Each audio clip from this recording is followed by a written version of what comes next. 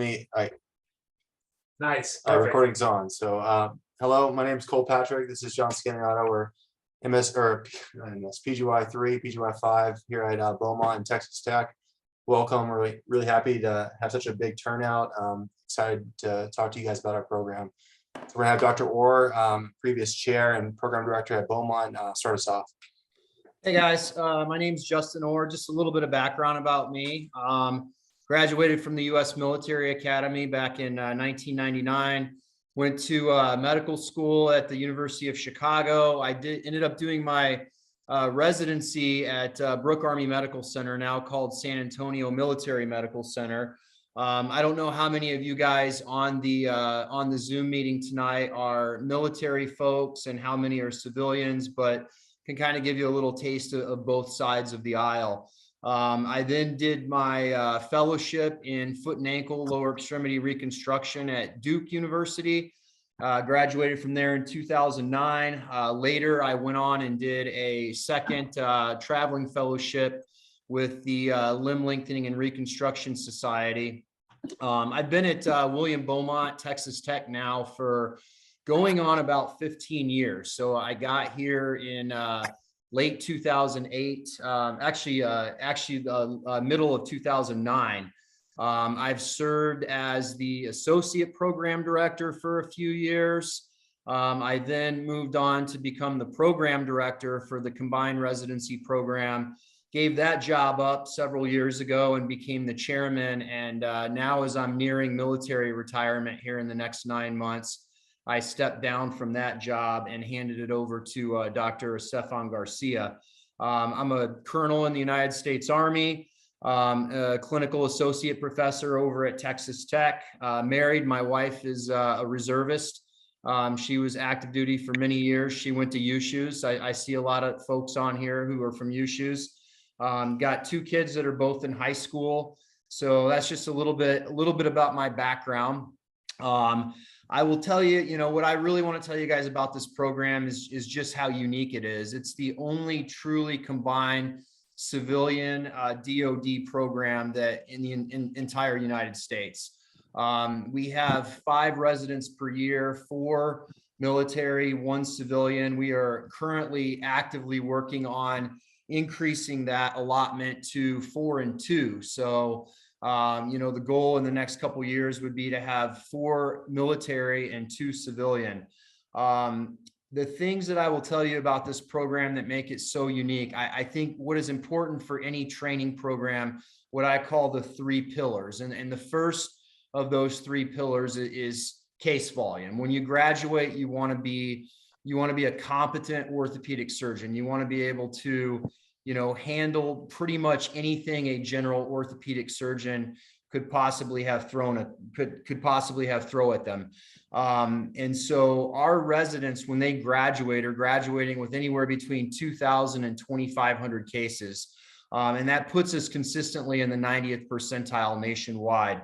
And the reason why our residents are so well adept to handle anything is not only our level 1 trauma center that we have with our combined program with Texas Tech, but also the sports and general ortho experience that you get at William Beaumont. William Beaumont is affiliated with Fort Bliss. Fort Bliss, for those who don't know, is the 3rd largest base in the entire U.S. Army, behind Fort Bragg and Fort Hood. So we have a tremendous amount of 20 to 40-year-old active duty soldiers who are getting injured and rupturing their ACLs, rupturing their ankle ligaments, sustaining hip injuries, things like that, and shoulder injuries as well. So we get a tremendous amount of sports experience, foot and ankle, hand, and then you add to that the experience at the level 1 trauma center at Texas Tech. It's as busy of a trauma center as you could imagine. And we're really the only game in town for about a 250-mile radius. Second pillar that I would mention is the academics. And so we have a tremendous didactic academic program. And for that reason, our ABOS board pass rate is in the 90th percentile over the last, probably decade that I've been here. And our residents routinely score in the 90th percentile on their annual in-training exam every year. And that's comparing us to every program, every allopathic, orthopedic program in the country. We're routinely in the 90th percentile. I think we've actually been as high as 95th percentile in the last several years. And then the third thing that I would point out is research. And so a lot of programs, in order to get a great research experience, you have to do an extra year. At our program, we do such a robust amount of, clinical research, and we're actually looking to increase our basic science research as well, to the point where we're getting 20, 30 publications a year. We have residents who graduate with one peer-reviewed publication. We have some residents like Dr. Scannoliato that graduate with 20, 30. And so it really, you can be anywhere in between. And when you add all three of those things up, the academics, the research capabilities, and the case volume, it really sets you guys up to get a great fellowship. And whether you're civilian or military, I think, that's where you want to be when you graduate, is have the ability to go off and do a fellowship. And one of the things that I think is so great about our program, and it's really testament to how well-rounded of a program it is just in the last several years, we've sent residents off to do fellowships in hand, foot and ankle, trauma, oncology, pediatrics, sports. And so it really shows you that our residents are getting just a great experience and able to kind of explore all avenues of orthopedics and really kind of figure out what niche that they want to go into. Like I said, I did my traveling fellowship, my LLRS traveling fellowship about 6 or 7 years ago. And I had the privilege of going off to places like HSS, Case Western, the Cleveland Clinic, Carolinas Medical Center in Charlotte. And you combine that with my experience at Duke as well as University of Chicago.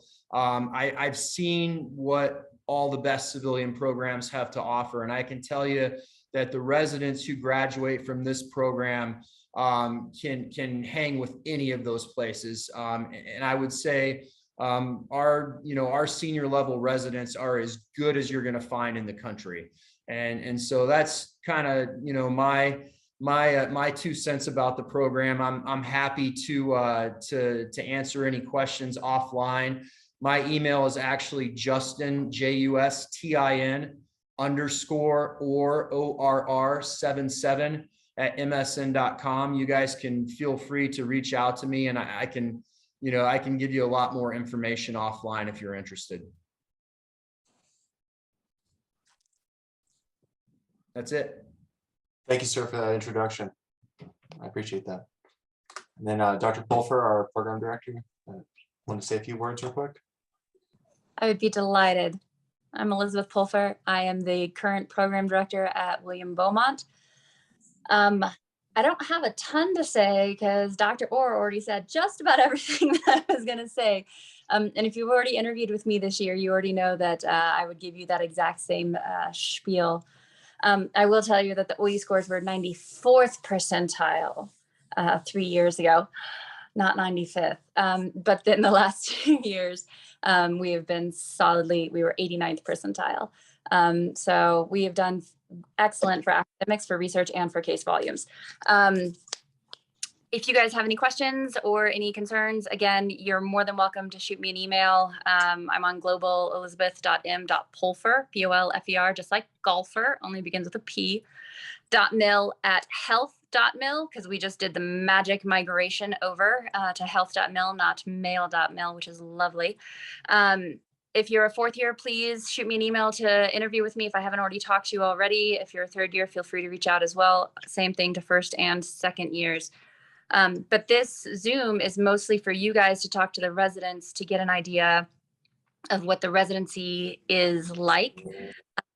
And so with that, if you guys don't have any pressing questions for Dr. Orr or myself, or I believe Dr. Rajani is on as well, who is the department chair over at Texas Tech.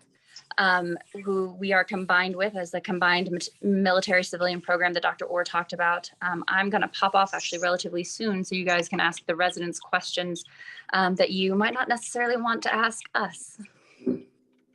And I'm hand and onc trained.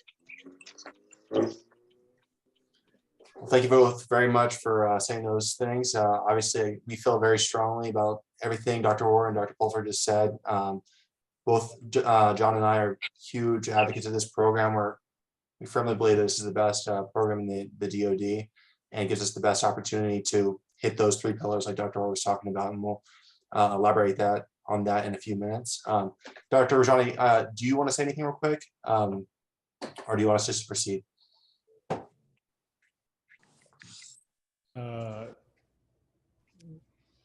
Well, I guess I would just reiterate, glad to join this call. I wasn't prepared to say anything, but I would say that I'm relatively new to this program, and fortunately I have a lot of experience of being a program director myself. For those that aren't aware, as the program director at the civilian program at UT Health San Antonio for more or less 6 years as program director, 2 years as associate. And so I think I have a pretty good idea of what it takes to run a successful residency program also. And anytime you have leadership that has experience of being program directors, such as Dr. Orr and myself, and Dr. Garcia and Pulver, I think we understand the pros and cons and the challenges that you want to do. You have to get past for trying to train residents, and how that involves your departments and the making sure all the different things are met. So that's kind of what I'd say, is that given the history of a lot of people here that have residency training experience, you'll be in good hands, and we'll make sure that it's a well-balanced experience for all the residents that decide to join, whether it be civilian or military. Thank you, sir. And with that, we'll get off. So Dr. Orr kind of already touched on this. We're not the only military civilian program in the DoD now that Bragg has added there. There are 2 military, 2 civilian location, but we are the oldest now. So, but it's fully integrated military and civilian program, like as everyone just said. We are the only residents at Beaumont. We're the only residents at UMC/Texas Tech. There's no one else in town. So all of El Paso is essentially ours as far as training goes. Both of our staff are fully integrated into our academics and our lectures, our surgeries. So there's complete overlap with that regard. It's a 5-year program. We don't have a research year. We have 4 Army slots, which is the most in the DoD as far as the Army goes. And then we have 1 civilian slot. And like Dr. Orr touched on, we're trying to get that to 2 because we have the case volume, and we can accommodate that. So currently a full complement of 25 residents, and then several faculty. And another highlight is we won the Somos Research Award 3 years in a row, trying to make it a 4th with this guy. A little bit, this is the map of El Paso. We work all over town. So we only take call at Beaumont and UMC/El Paso Children's, as you can see. But due to URSA, so it's a capability that we have to operate around town through, bringing our military patients to other hospitals. We operate at Trans Mountain, Las Palmas, Memorial, Del Sol, Legion. I live up, obviously John and I both live up by Trans Mountain, or neighbors who live down the street, and Kenny on the call lives right across from me as well. But this is just kind of a map of where we work, and as you can see, we kind of dominate the space. So Beaumont, brand new hospital, despite a long building of over 10 years. It finally opened last year in 2021. It's state of the art. It's, sir? Hey, Cole, it is Dr. Cleveland. Yes. You didn't label East Providence on that map. Oh, true. Yes, sir. I haven't been there yet. Some of us do go there. Point that out just so people can have a reference if they want to live on the far east side of town. It's like over here, isn't it? Nope, more east. More east? Oh. Yeah, like right there. Yeah. Oh, interesting. Yeah, I've never been, but It's almost actually off of that picture. yes. Some say it's almost Louisiana. Yeah. It's a big state. All right, thank you. Texas is the biggest state. But So Yeah. in all seriousness, guys, one of the reasons that it's very important that we have all of these URSA arrangements is for when there are COVID missions, when there are deployments, when we lose staffing at the military hospitals, we don't lose our case volumes. As Dr. Orr was talking about earlier, we graduate residents routinely with an average of 2,000 cases, sometimes up to 2,500 cases. And we are not losing those cases because we have to shut down the Beaumont ORs because we have too many nurses gone for a COVID mission. So the URSAs are actually a really strong selling point as well to the residency. And I do know that some of you as medical students can't rotate there if you're not on ADT orders. But when you come as a resident, you will be operating there, and our case production or our case productivity maintains very high, even when there are OR shortages and hospital shortages for COVID missions deployments, the cash is going forward and such like that. Sorry to interrupt. That's not a Beaumont specific phenomenon. That happens DoD wide. Every military, GME or not, facility is pretty much impacted similarly by COVID and deployments, et cetera. And so that's a pretty strong mitigation strategy that we have in place from the standpoint of resident education.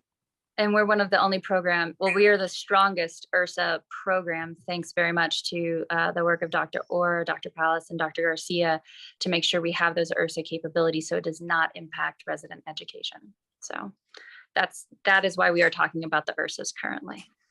Yeah, thank you for pointing that out. They obviously give us an enormous amount of capability to expand our volume. A lot of these places were able to get 2 rooms, and Dr. Garcia a couple of weeks ago did 10 cases in one day. So you won't find that at any other, MTF.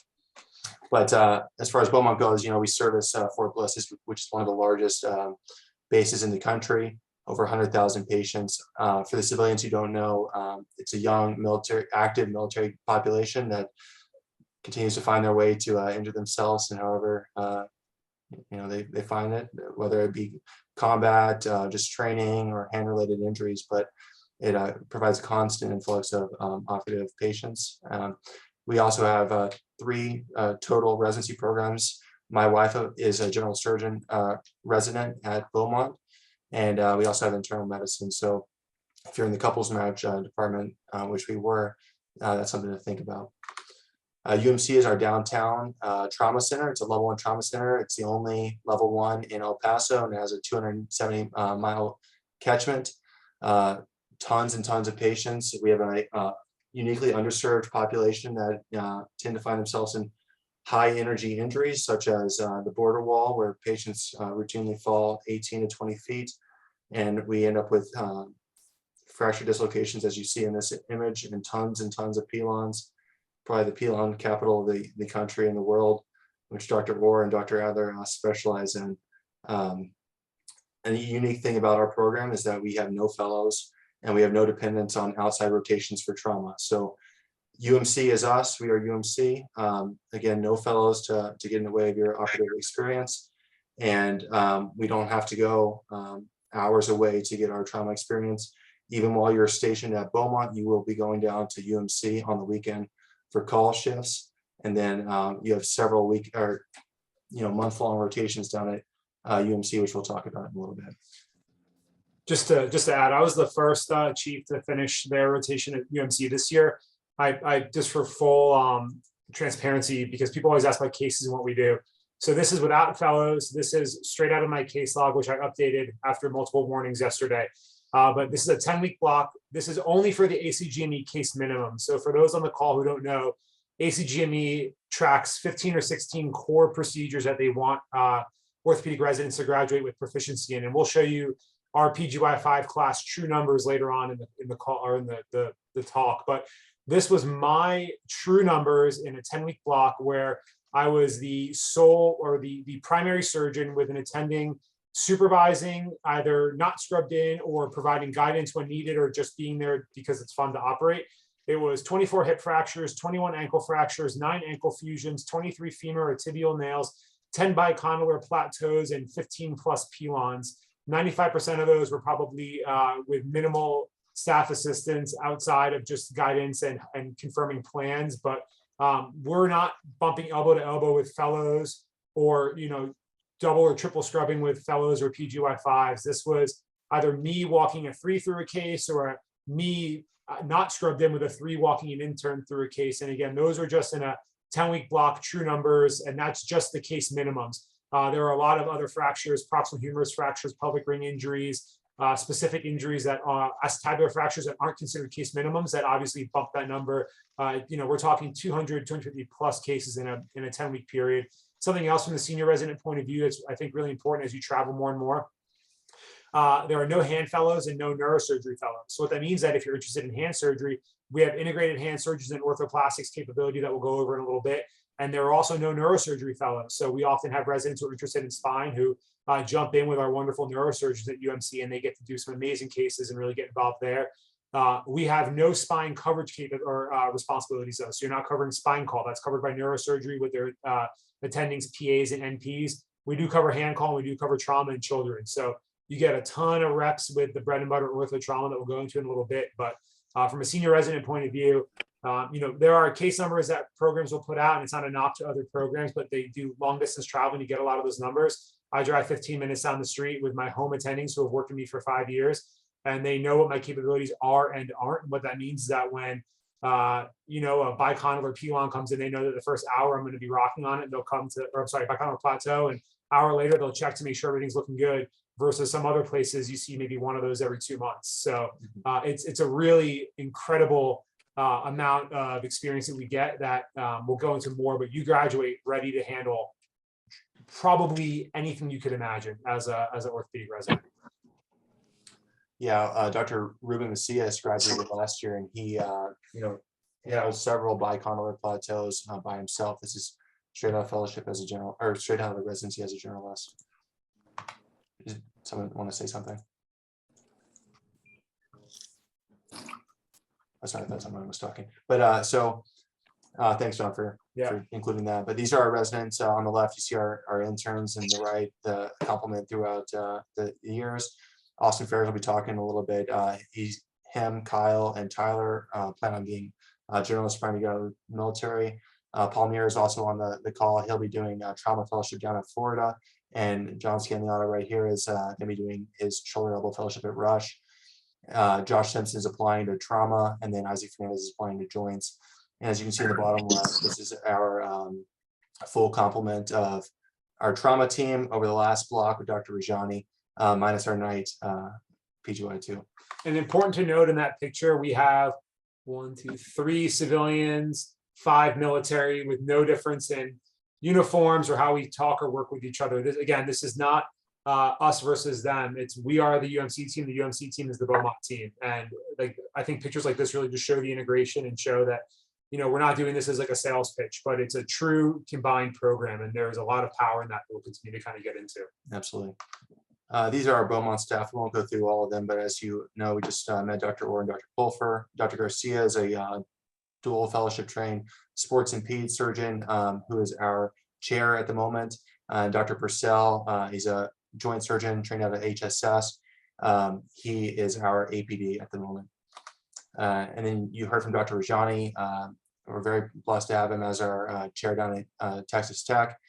He's on schedule to be the MSTS president over the next few years. And Dr. Young, we just added onto our complement, and will be our 3rd trauma surgeon. Something that I think is important about the tech faculty that is rare for a DoD residency, and is even rare for some civilian residencies. We have embedded orthoplastics with Dr. Diamond. So we have a hand surgeon who works extremely closely with us and does all the flaps and brachial plexus reconstructions, coverage. If something can get covered, he can find a way to do it. So if your passion is lower extremity, upper extremity reconstruction, or limb salvage, we've got orthoplastics kind of capabilities in house. We have embedded musculoskeletal oncology with both Dr. Pulfer and Dr. Rajani. Again, rare for the DoD, but we have at both our centers, we have musculoskeletal orthopedic oncologists, which is just, again, really incredible. And these are all home programs. So none of these staff are outside rotations or we're guests of their home program. This is our home team. So multiple fellowships represented, a ton of overlap in terms of specialties. So you learn different ways of doing things, which I think is also important in the military, is to see different ways of approaching problems. Because as you'll find out, It's not a knock on the military, but there tends to be certain ways of doing things that get perpetuated year after year. So having this experience and this exposure to different specialties from different training centers really just makes you a better surgeon. Hey, Scans and Cole, can I add on to that? Absolutely. It's the only program in the entire Department of Defense, not only the Army, but the entire DoD, where you're going to get your entire complement of subspecialty training without having to rotate. Now, yes, we do rotate to some really cool places, but this is the only program where you're going to get everything at home. Absolutely. And we do highlight that later on. Reed, you want to kick off this? Yeah, can you hear me? Yeah. Well, I'm Reed. I'm one of the civilian residents here. I'm a PGY2. Currently, I function as a PGY1, so I'm tasked with talking to you guys about that. Pretty straightforward. PGY1 year, you're going to focus on a lot of consult management with hand in hand with the PGY2s and your seniors. You're going to work on managing your inpatient patient population, start getting the OR, and start slinging some nails with senior supervision. Our PGY1 year is broken up into 12 one-month blocks. Y'all can hear me still? I got a message.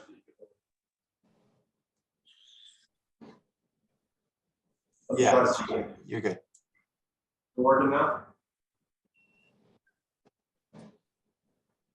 Yeah, go for it.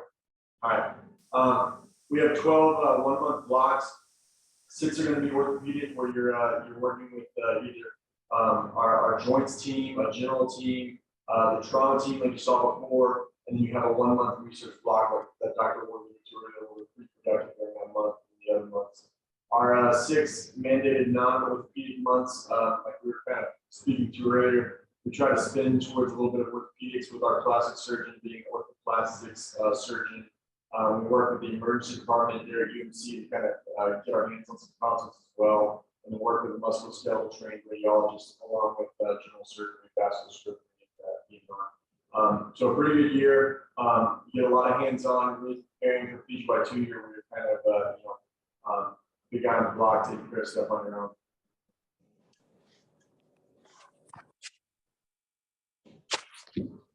So PGY2 year is broken into these are great photos, by the way, Cole. Are these your reductions and surgeries in the bottom?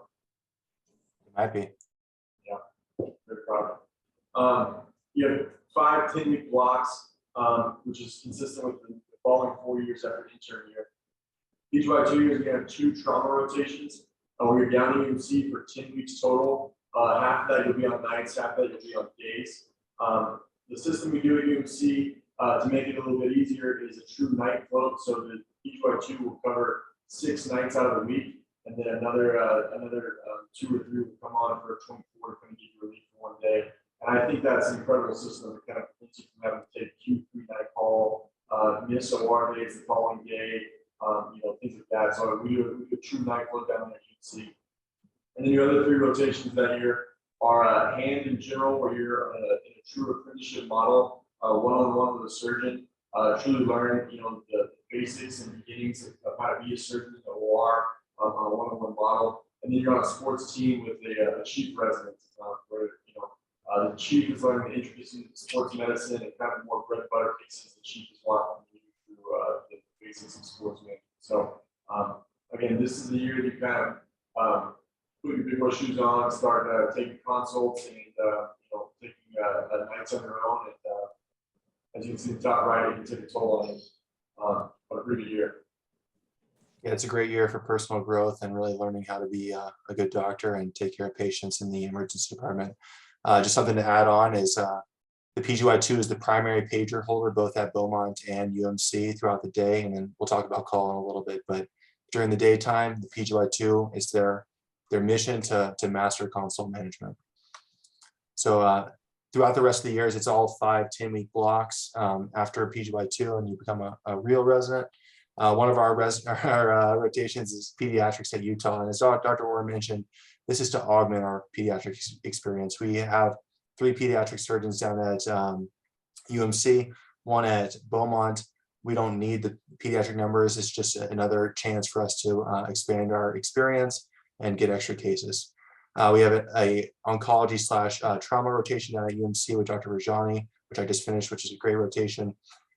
We typically have a sports recon with shoulder elbow with Dr. Fitzpatrick, hand oncology with Dr. Pulfer, and then sports where you are on a team with Dr. Lanzi, and then a chief.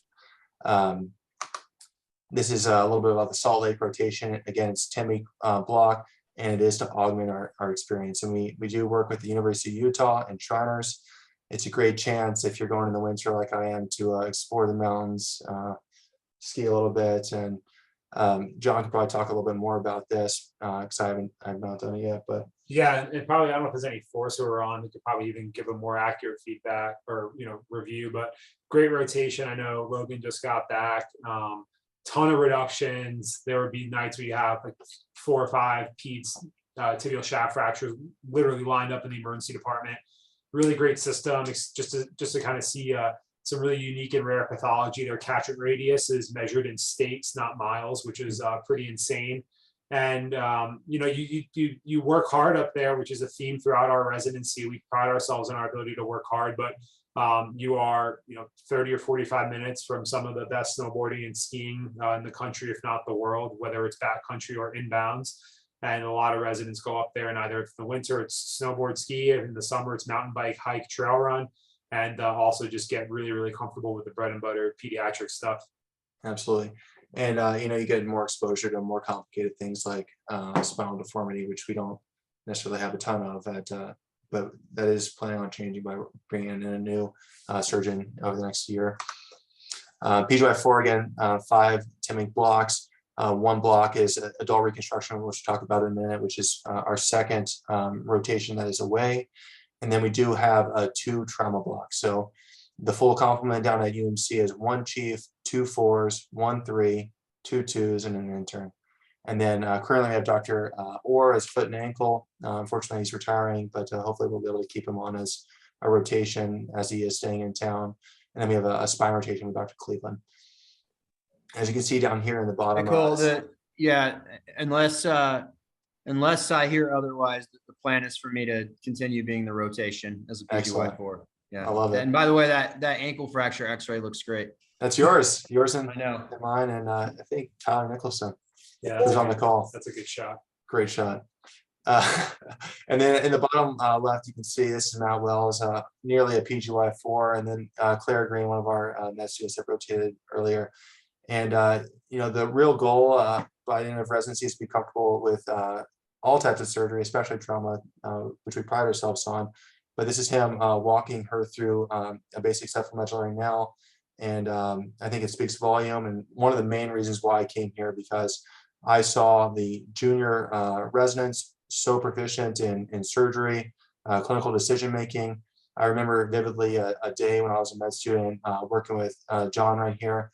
He's doing a reverse total shoulder with Dr. Fitzpatrick. John basically did the entire case, and I left the OR knowing that this is the place I wanted to go to. Yeah, and this is important too. Again, not knocking, being triple and scrubbed in cases. I will sometimes scrub with my classmates just because it's a lot of fun to operate with your friends and equals. But this was me taking the picture in the corner of the room. I think Dr. Adler had already scrubbed out at this point. But this is, Matt Wells is like almost PGY4, but young PGY, late PGY3. Not just like walking a MS3 through a submedullary nail, but teaching all the little tips and tricks that we have and the nuances of it, and everything from reduction to imaging to nail to all the little things that make it a really perfect surgery at the end of the day. And I mean, I think our MS3 did like 60 or 70% of this case. So, and that's not a once in a blue moon type of event in our program. We routinely, we'll talk about it more, have junior residents and medical students who do a lot of cases, not necessarily the stars align, but when it's a good case and the resident's ready to rock and we're not in a rush, not super busy. And everybody all the senior residents can walk pretty much anybody from MS3, 4, 1, PGY 1, 2 through most trauma at this point. Absolutely. And then, to augment our arthroplasty experience, we do go to Chicago, work with Dr. Richard Berger. If you don't know him, you should Google him. He's a pioneer in the arthroplasty field. Basically, revolutionized same-day arthroplasty. It's a very, very high volume practice where he does 4 hour days a week, 10 cases a day, both primary hips and knees. And you get to experience, the pleasures of Chicago and kind of experience that lifestyle. And something, yeah, with Dr. Berger too, and Rush specifically, is that we're slowly but surely kind of forming this alumni network through Rush with one of our recent graduates who's doing his adult reconstruction fellowship there. I had some connections that were made through my time up there that definitely helped me in getting my shoulder elbow fellowship at Rush. But for those of you who maybe live too close to the East or West Coast, Rush is right up there with HSS as one of the premier orthopedic hospitals in the country, if not the world. And to have the opportunity to go up there, not just work with Dr. Berger, but Dr. Della Valle, Dr. Paprosi, Dr. Nam. I mean, these are guys who just really push the envelope, and they welcome us there with open arms. And we often aren't competing with their residents or even fellows, but we're there to augment their team. And it's a great chance, like Cole said, to see somebody who is truly at the top of their game.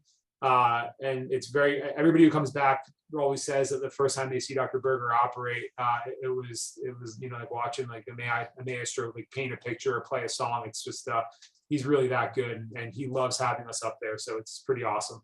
And I haven't been there yet, but just from hearing everyone's experience, he's not just a savant in the operating room. He's kind of revolutionized his whole clinical practice. Again, he does all these cases in a 4-day period with 1 day of clinic where he sees nearly 100 patients, and they're done by 2 or 3? 1:32. Yeah. No overnight responsibilities. Weekend call maybe 2 to 3 times where you just round for an hour or 2. 3 of the weekends that you're there. Otherwise, you're free to enjoy Chicago. And again, if there's a way he can help you with a fellowship you're thinking of pursuing, he's no stranger to offering his help and following through on his promise. Yeah. And then, so those are our 2 away rotations. Again, they're not necessary for our numbers. They're just to augment our experience. Yeah. And then chief here is, the capstone experience in residency. It's 5 10-week blocks, combined PED sports block with Dr. Garcia and the PGY2, where you're really working on your teaching, the basics of arthroscopy and bread and butter sports cases and PEDS cases to a PGY2. Trauma, you're the trauma chief, so you're running that service down at UMC, making the schedules, making the OR coverage. Sports with Dr. Lanzi with the PGY3, again, really high volume, revision ACL, multi-ligamentous knee injuries, shoulder reconstruction. We did I'm on a service right now, and every day is just something different. But we actually do a lot of cartilage restoration too, which is fairly rare at some centers, either DoD or civilian. Then an elective rotation. We have a bunch of rotations set up in the community. I'm going back home to a mentor in Washington, D.C. The program was fully supportive of this.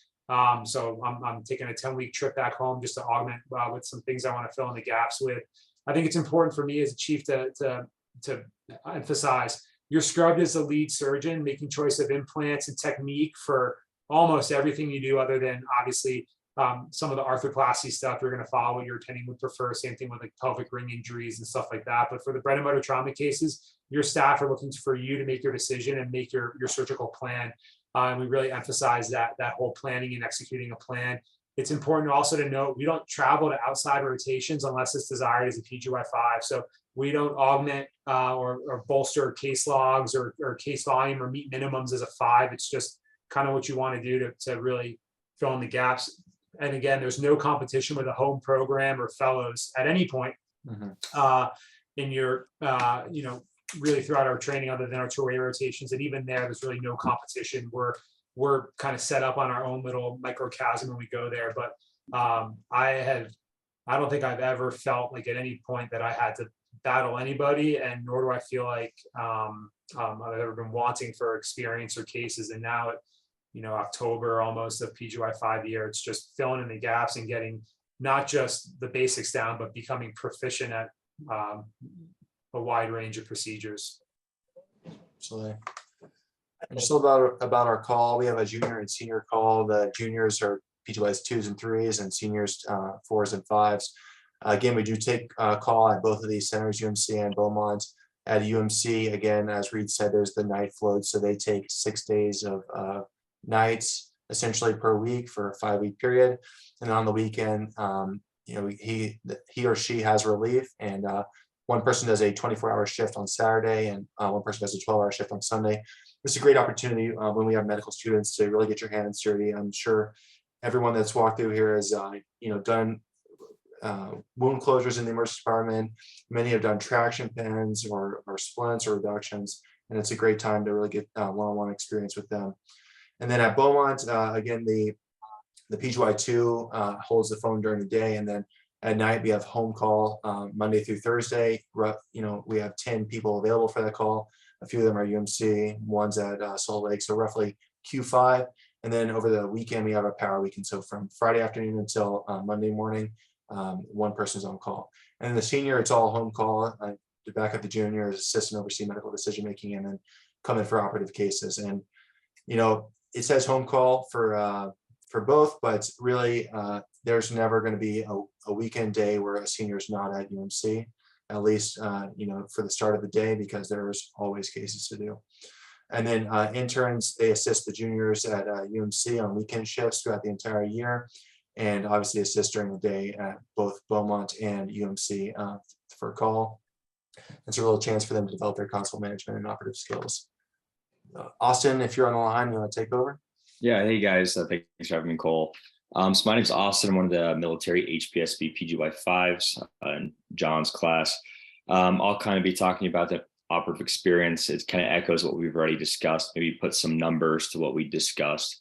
So looking at our program as a whole, we consistently graduate residents with a volume of roughly 2,200 to 2,500 cases in the 5 years of residency. And when you compare our numbers to the nationwide average of 1,800, that puts us in the 80th to 90th percentile. And then if you look at the grid here, this is kind of an objective measure of my class's current average ACGME case numbers for the minimums in accordance with the ACGME standards. So these minimums were actually all met by our class by the PGY3 year, which is kind of incredible. And all of us looks like we're on track to hit the 2,500 case mark by the time we graduate, with some people in our class already meeting that mark as a new PGY5. So a number of cases that we do, and in comparing to the nation, we are up there. The volume of cases comes through the trauma we get at UMC, but also the elective services at Beaumont, Salt Lake City, and Chicago. Again, we're rarely triple scrubbed in any of these cases. It typically is 1 to 2 cases with the senior running the junior resident through the case and the attending overseeing. And depending on the rotation, it's not infrequent to have one-on-one resident attending exposure during operative cases. So this is kind of a point of pride for us of our residency. One of the reasons why I wanted to come here was that operative experience at an early junior level and that early graduated responsibility. Looking at our program, there's no fellows. Again, no fellows means that we have more autonomy. We have more case volume, less people taking cases from us, and that's definitely a pro of this program. And then again, this is an example of this early mentorship that we have. This is Cole Patrick at PGY3 walking a new PGY1 intern of 2 or 3 months through a tibial nail, a rather mid to easy complex case, but skin to skin training that goes to show Cole Patrick's training, the PGY3 class skill level, and knowing what to do, as well as the intern's capability to get it done. So we like to get our junior residents involved as early as possible and get them that operative experience. And Cole, you can go to the next slide. So these are some of the cases that we have done. I think this is relatively recent, maybe within the past month. Yeah, all within the last month. Yeah, all within the last month. So this kind of depicts the breadth and the complexity of the cases that we perform here. It's not just bread and butter knee scopes, ACLs, et cetera, but we really do fellowship level exposure to complex orthopedic pathology. And all that being said about the operative experience, like Dr. Orr mentioned, graduating from residency, you want to be competent, you want to be safe, and you want to be a confident orthopedic surgeon. And truly what we have here and what we're exposed to kind of checks all those boxes. And then you go to the next one. Cool. So academics, we do more than just operate. We have a pretty regimented academic curriculum throughout the year. We have dedicated and protected weekly academic time, which is on a Wednesday. We do hold daily morning report at UMC, as well as a once weekly case conference, conference, which is a time that both the UMC crew and the Beaumont crew get together and present the most interesting cases from the previous week. And then every Wednesday is that predicted didactic time. We get lectures from staff, from residents, occasionally Zoom calls from really big names. Sometimes we even have big names come into our program and speak to us. So we really get a lot of education from that. And then we also perform anatomy dissections.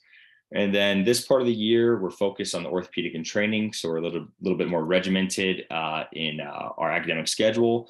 But after the November timeframe, we do a lot of industry sponsored labs. So we will go to various centers. They'll bring fresh frozen or fresh cadavers to us. We'll use new techniques, new technology. It's a good time to let the interns and junior residents get good exposure, and for the senior residents to teach. And then every day after academics, every Wednesday, we do sports. So it's a way for the senior residents to whoop on the junior residents, like what happened today. Debatable. And then after that, your day's free. So Wednesdays is kind of protected time. So if you're a Beaumont resident and on a Beaumont rotation, you have the rest of the day free to do research, to hang out with your family, to get oil changes, whatever you need to do. If you're on the UMC crew, you are expected back at 3:30 till sign out. But again, it's this nice protected time that not a lot of programs have. And then journal club, we do monthly journal club. Dr. Paul Muir runs it. It's typically at a nice restaurant, good food, good camaraderie there, and a good way to just educate us on the most recent literature. And then every 5th Wednesday, we do a resident team building type event. Historically, it's been something like bowling or trampoline park. The top right photo is us hiking the highest point in El Paso, which I think is the second highest point in Texas. And then the bottom right photo shows us playing paintball. You can see some of us got hit a little bit more than others. And then you go to the next one. Cool. And then conferences, each year we have dedicated mandatory conferences and courses to kind of expand your orthopedic knowledge and skills, and also network with other attendings and residents. So this list that you see there is the mandatory ones per PGY year class. But that being said, it's not uncommon that residents go to 2 to 3 conferences or courses a year. And given our connection with Beaumont and Texas Tech, we kind of have, resources from both to make things happen. So if you're interested in something and you're trying to find, money for that conference registration, typically through one of those resources, we can get it done. And then again, like the orthopedic and training exam we talked about, our academic rigor prepares us for this. The past 3 years, we've been 95th percentile, 89 and 89. So, and that's comparing us to all the programs in the nation. So we're consistently doing very, very well on that. And then here's a couple accomplishments that we have. Our program performs at the Texas Quiz Bowl yearly, and we've had multiple years of champions. And actually, a group of residents last year got second place in the AOS Resident Rumble, which was a trivia competition against all the orthopedic residencies across the nation. So to get runner-up was quite an accomplishment for us. Yeah, thank you, Austin. Am I on this one? Yeah. So just to talk a little bit about our research experience, despite not having a research year, we do not offer it currently. We do not require it.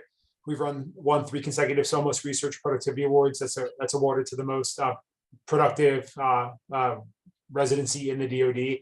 It's not just a number of publications, but they are rated at the annual SOMOS meeting, and then the program itself gets the whole award. So we've had that 3 years in a row now. We average 50 to 75 publications per year. Residents serve as editors or peer reviewers for arthroscopy, AJSM, OJSM, orthopedics, hand, JHS, JOUST, JSCS, and more. We actually have an in-house journal that's been started by one of our PGY4s, Benjamin Childs. It's the Journal of Orthopedic Business. It is about a year away from being PubMed indexed. It's currently indexed on Google Scholar. We have a few of us are very involved in it, and the idea being that there's nothing out there to really talk about the business of medicine and how it shapes or doesn't shape our decision making. So if you go to JOrthoBusiness, I think it's .org or .com or something, you can check out the JOB. Again, that's a homegrown journal within our residency, which I'm not sure how many residencies can say that they have a homegrown journal that's, less than a year away from being PubMed indexed. These are just a snapshot of some of our recent our recent publications out of this residency. We are continuing to grow our research efforts, whether it's multi-center studies, randomized controlled trials, database studies. We work really closely with Dr. Parnas up in Carthage Area Hospital in upstate New York, who has a yearly research fellow that we collaborate with. Texas Tech obviously has a full research infrastructure with statistical support. And this just really sets us up for those of us who want to go and pursue fellowship. They can kind of build up a good CV. I guess we can go on. Is this mine as well? All right. Yeah. So something that's important, and I'm sure that people are going to roll their eyes and say that this is just like another sales pitch. But residents, a lot of our residents don't feel the need to pursue fellowship. 80% of, or 80 or 85% of U.S. graduates at orthopedic residencies do pursue fellowship in the U.S. But many of our residents, either through military commitments or just not really 100% certain what they're sold on, don't feel like they have to do so to be safe practicing surgeons. We graduate extremely competent orthopedic generalists who pursue fellowship because they want to either fine-tune certain skills or get exposure to something that they just don't feel so totally comfortable doing. If you want to pursue fellowship, you're going to be set up with plenty of opportunity for research, academic pursuits, mentorships, letters of recommendation, networking. This is just a list of some of the recent fellowships that we've placed people in. Again, a lot of very, very good programs at some very well-regarded, like top, 1 to 3 training centers nationwide. So we will set you up for success if your concern or your desire is to do fellowship. You will not be hurting when it comes time to do that. And then, who's gonna do this one? Reed, are you still on? Yeah. Y'all hear me? For the military civilian dynamic, I think it truly combines and creates a very unique situation for us to be in. From the civilian side, like myself, you get access to a huge population of athletes, 50,000 athletes, 100,000 active duty soldier families. You're their primary orthopedic surgeon. So like someone mentioned before, we had 10 sports cases the other day. We routinely have like 8 or 9 per day just because of the sheer amount of volume we have. So from the civilian side, you get access to this huge group of soldiers, and you get the privilege to take care of our active duty soldiers and our armed forces. So it's great from the civilian side. And from the military side, you get access to the Level 1 Trauma Center, which you spoke to earlier, which just has a huge sheer amount of volume. And then with being, combined with our civilian side, our civilian staff is not subjected to the deployments and things. So they offer that consistency, that stability, and kind of some filling in the gaps. Like when Dr. Pulfer deployed and we had Dr. Dunn as a hand surgeon here, we also had our UMC hand surgeons that we could supplement our hand surgery rotations with. So and truly 2 teams that complement each other in terms of our staff. But the residency side is one complete whole team that is fully integrated. So there's no difference between the 2. Most of the staff is unaware that I'm a civilian. We have a seamless integration between the 2 that makes it a really good teamwork and allows us to have pretty good benefit of each other's aspects that we bring to the team. So pretty good dynamic. Absolutely, I would completely agree with everything you just said. And it does, as you mentioned, it offers a protection from staff deployments, having that consistent civilian framework that we do have. I think it's also important too that oftentimes in a military program, and I kind of, if there's any MS1s or 2s or even early 3s on the call, you may fall in love with an attending, not literally but figuratively, when you're on a rotation on a military hospital, and be like, I really want to learn from this individual. Then you match there and you find out that they're being transferred to a different hospital. And it's common in the DoD, and it's just because of the nature of PCSs. I remember when I was up in Madigan, I really clicked with Dr. Fitzpatrick, and I was, I ended up ranking here #1. I really wanted to come here, but I was like, oh man, I really wish I got a chance to work with Fitz. And then shows up PGY 2 year, just as if someone had written it into existence. But on the flip side, Dr. Adler's been here since I was PGY 1. He's one of our orthopedic traumatologists down at UMC, and now I've worked with Dr. Adler for 5 years. It's probably, almost 2 years worth of operating together. And that means that he knows what my limitations are, knows what I can do. And it just means that he trusts me more, and we work more closely together. And as a result, our PGY 4s and 5s really just benefit from this stability And it provides, again, protection from deployment, consistency and stability with attendees and mentors, that when someone writes you a letter and you're applying for fellowship and they've known you for 4 years, it really can speak volumes to your skill and your capabilities. Yeah. And I know we're getting kind of late, so I'll just try to go through this relatively quickly. But you know, El Paso, that number is pretty low. We're closer to 1 million people now. We border Mexico. Right beneath us, as you saw in the image at the very beginning, is Juarez, which is a city of 3 million people. It's the largest border city along the U.S.-Mexico border. And despite being next to Juarez, this is a very safe place. One of the, I think it was Times or something, rated as the 4th safest city in the country. And it's extremely low cost of living. Almost all of us own our own houses. You know, some of us are blessed with dual military, but you know, we built a pool in the backyard. We live very comfortably, and you know, there's not a ton of traffic. It's a really nice place to live. A lot of, you know, spouses may kick in loan if they find out they're going to El Paso, but a lot of those people end up really loving this place, and a lot of our staff will end up retiring here, or not retiring, but getting out of the military and working in the city because they really do enjoy it. There's over 300 days of sun a year, and they call it the Sun City. So it's you know, really nice climate. It never gets too cold in the winter, and you can do year-round activities. And we'll just kind of highlight a few of these things. Cloudcroft up north of us, a great little place. Actually, my wife and I are going to go there this weekend, staying at Airbnb. Lots of hiking, mountain biking. They actually have a small little ski resort as well, and award-winning barbecue. And New Mexico, Taos is only like 5 hours away. The image on the bottom right is Las Cruces in the Oregon Mountains, a great place for adventuring, hiking, and rock climbing. And the top right is the Albuquerque Balloon Festival, which is only 3 hours away. We have a ton of national parks in the area too. In the top left is Big Bend, which is 3 hours southwest. We have Bryce. That's Bryce, right? Yeah, Bryce. Yeah. My wife and I, we had a Southwest flight get canceled last year. We were going to Bryce and Zion and some of the other state parks in Utah. And we just drove in the morning. By the late afternoon, we were at our hotel in Zion, and you know, spent a few days and drove back. So you will have access to really world-class places. White Sands in the lower right, Carlsbad Canyon or Caverns in the upper right. Again, few hour drive away. Not necessary to fly to any of these really wonderful places. Absolutely. And then if you are into climbing, the Paco Tanks is where bouldering was invented. That's the bottom, or the top right and the top left image. And then in the top middle, that's actually me climbing at a crag, you know, 5 minutes away from my house. And then the bottom is a trip that Mike Palmier and I did a few weeks ago, and that is 15 minutes from my house. So there's plenty to do outside. And if you are into mountain biking, which a lot of our residents are, they are literally trails right outside your backyard that'll take you all over the Franklin Mountains. And then just closing points, Dr. Orr hit it right on the head. You know, we call it the trifecta: operative experience, academic performance, and research. I feel like we optimize every single one of these categories, and no particular point in that pillar suffers for the other.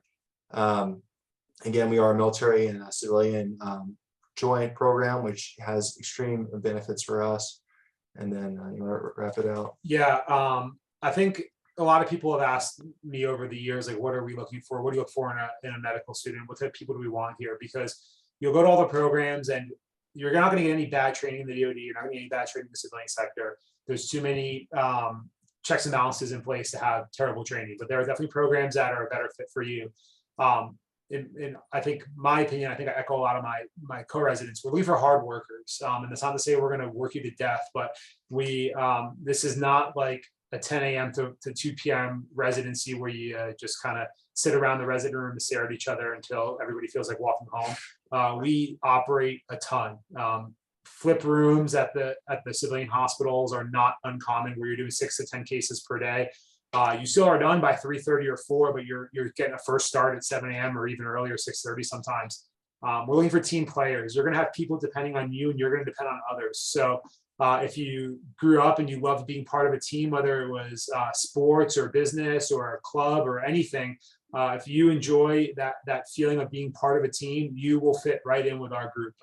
We are friends outside of work, and not just to say that as a sales pitch. I've got a few more months left in residency, so I could probably burn bridges with all these guys, but I won't do that because I don't want to. But we are family. We all our spouses and significant others get along with each other. We hang out together. People are always either going to events downtown or going to bars or restaurants or going mountain biking or climbing or whatever it is. I think if you were to try to categorize our program, I like to say we're a blue collar program that can dress up really nicely when needed, meaning that you're going to, again, work hard. And this is not meant to be some slighted comment to say like you're going to just get crushed doing stupid stuff. We actually have a lot of support staff throughout the various hospitals to help offload what we can, meaning you're going to work hard. You're going to see a lot of consults. You're going to operate a ton. But what that means is that you're going to graduate and you're going to feel like you got the most out of 5 years. Because I can tell you with the utmost, severity in saying residency goes really, really quickly. You are a PGY 1 and then you're a PGY 5 before you know it, and then you're looking down the barrel of fellowship, which again, you want to be excited for and ready to rock. Our surgical volume, being a true surgical volume, this is like a ton of primary surgical cases where you are doing the majority of the case. The experience for our staff and resident camaraderie, in our opinion, is unmatched. I truly think that it is, and we'll open up for questions in a little bit, but we see fellowship type numbers for trauma routinely. We have no fellows to compete with. You have multiple sports trained staff. You can, in effect, like my plan this year is to indirectly complete a sports fellowship as a PGY 5, because I'm doing about 40 weeks of sports. And it's because one of my classmates really wants to do more joint work. So he's going to take my adult recon. I'm going to take his sports peds, and everybody supported it because it matches our career goal. So I'm getting 40 weeks of sports as PGY 5 on the scope and doing the procedure a majority of the time with a open elective that was supported by the program to the fullest. So my whole class, the whole class below me, it's been year for year now. Everybody that has matched here wanted to come here. And I think we all really love what we've built. And we are excited about this. And that's why we wanted to host this. So I'll let Cole kind of finish up and then we'll open up to questions, but ask away. We'll make sure that we don't have any staff on when we do questions. This is not meant to be like a pimp session or a rank session. We really want to answer any questions you have about why we think this is the best residency in the country. Again, not to lie about that, and what we can do to get you here to experience it, and what we can do to help you out along the way of kind of your growth as a medical student into an orthopedic resident. Absolutely. This is some contact information. We obviously offer rotators at all times of the year. It varies on what school you go to, but something to think about is for all military rotators. I know your ADT rotations are limited, and El Paso is a very cheap place to live. We do offer free lodging. My wife and I came here. We did an Airbnb, and I think paid, maybe a little bit less than $1,000 for the entire month. But if you do want free lodging, that is available at Beaumont, and the actual rooms are actually really nice. And so Lori Pritchard would be the one to comment or contact for that, and then Seconda as well. She's our Beaumont residency coordinator, and then Lorena is our coordinator at Texas Tech. So feel free to ask us any questions. Never hesitate to ask me or any one of our residents what we can do to help you get down here for rotation. And then if you have interest in research, we can point you in the right direction. The last point is this is a website that was built by our fabulous staff at Texas Tech, but mainly Josh Simpson, one of our PGY 4s, and Reed Tompkins. A lot of the information we gave you today is available on this site, and it's constantly updated with all of our most recent achievements and news and updates. So I really strongly recommend that you check it out, bookmark it, visit it frequently. And then we also have Instagram. WBAMC, I think it's WBAMC OrthoRes. We have a Twitter. There's some of us that are more active on social media than others, but if you guys are in the med student Twitter, ortho Twitter, Scanaliato MD, SCANALIATO MD. Shoot me a follow, say what up. I'm happy to help you out and retweet your stuff and do whatever I can to help you in the Twitter sphere. I made like a really strong worded statement like a few years ago and got a bunch of followers, so they aren't medicine at all, and I think they hate me now. So yeah. Awesome. Well, I really want to thank especially all the staff for showing up and giving their input and showing our presence. Thank you to the residents that came, especially those that talked, and would like to open it up to any questions unless anyone has any more comments, but Reed. God darn it. But I know it's late, it's been an hour, but if anyone wants to stay around, depending on how many people are still available, we can break out into some breakout sessions where it's a little bit more, students to resident ratio, and we can answer any questions in a smaller setting. So if we'll have the staff kind of log off, and if you have to leave, you can log off as well. And if you want to stay, just stay. And then in a few minutes, we'll break out into some sessions. Let's see if it'll work. Yeah.